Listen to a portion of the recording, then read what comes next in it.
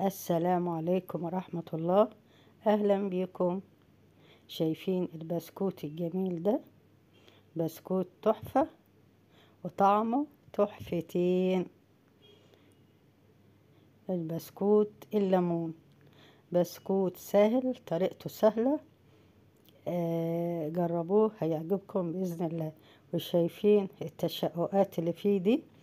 هو بيبقى كده لما بيستوي بيعمل التشققات دي.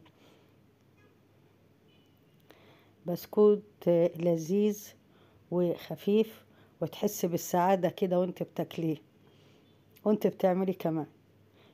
شايفين البسكوت عاملة ازاي؟ ناعمة وتدوب في البق. يا سلام يا سلام بقى مع كوباية شاي، حاجة كده تحفة. انا كنت بدوقه هنا بصراحة لذيذ جدا. جربوه ومقاديره سهلة، تعجبكم بإذن الله. ونوع جديد من أنواع البسكوتات حلو. ودلوقتي قبل ما نقول على المقادير وطريقة التحضير، معاكم ماجدة عبد الرازق، مطبخ ماجي جوجو. ويلا نبدأ. عندي هنا بيضة هحط عليها فانيليا. هنضرب بقى، احنا هنضرب ايه بالمضرب العادي، مش هنستخدم لا خلاط ولا اللي هو المضرب يعني او العجان، لانه سهل، مقاديره سهلة وكلها اعتقد عندنا في البيت يعني بإذن الله. هحط هنا 3 معالق كبيرة سكر بودرة مليانة، بعد ما ضربنا البيضة مع الفانيليا. هنقلب كله مع بعضه.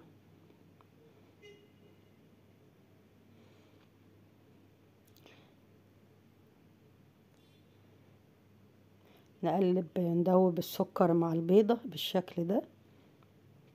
ولو حابين تستخدموا برضو خلاط او حاجة عفوا استخدموه.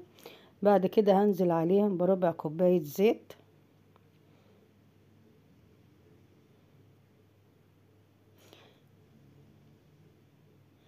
وعندي هنا عصير ليمونة. الليمونة اللي انا هستخدمها ابشرها الاول وبعد كده اعصرها. اوكي، خدنا هنا عصير الليمون، وبعد كده هنزل ببشر الليمونة.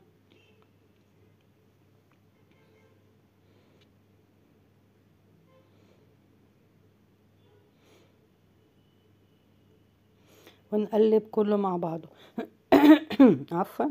دي المقادير السايلة كلها مع بعض. شايفين بساطتها سهلة ازاي؟ ونقلب كله مع بعضه.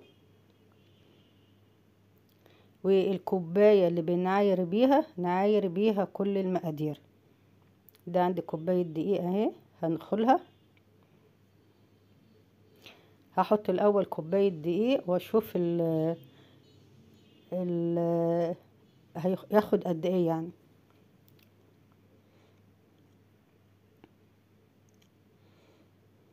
حطيت هنا ربع معلقة صغيرة بيكنج باودر، ممكن نزودها لنص معلقة صغيرة.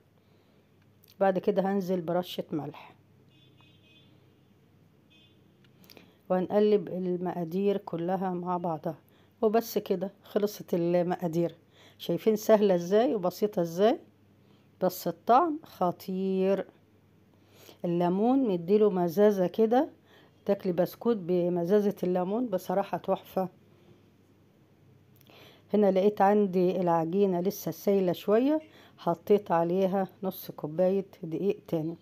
نحطها بالتدريج. وبعد كده هلم بقى العجينة بإيديا، مش هعجن، يا دوبك ألمها عشان النواعم او البسكوتات بنلم العجينة ما بنعجنش عشان ما تعملش عرق. شايفين العجينة بعد ما لمتها طرية ازاي وناعمة؟ هسيبها ترتاح شوية على بال ما اجيب صاج. هحط فيه ورقة زبدة وادهنها خفيف زيت. هكور بقى، هاخد قطعة من العجينة، اكورها حجم الليمونة كده، واحطها بقى في السكر البودرة. تمام، اقلبها كده في السكر البودرة.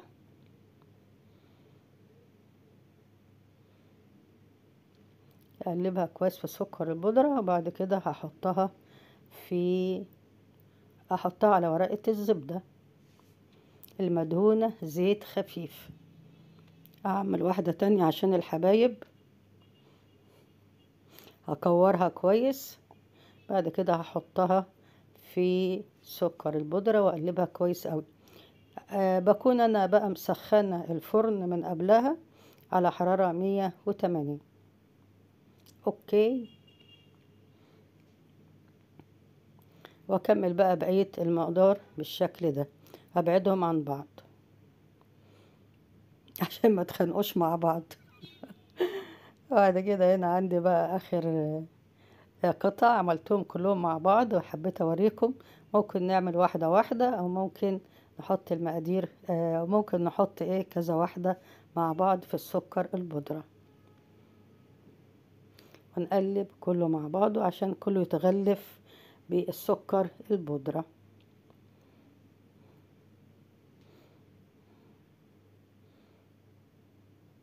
بالشكل ده يا حلوين. حطهم بقى في الصينية مع اخواتهم.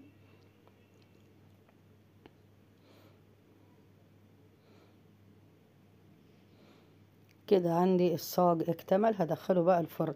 ما شاء الله، كوباية ونص عملوا لي كمية بسكوت حلوة.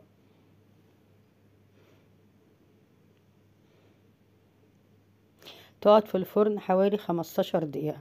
ده شكلها لما طلع من الفرن. شايفين ما شاء الله التشققات عاملة شكل رهيب في البسكوت. وصفة سهلة، جربوها هتعجبكم بإذن الله.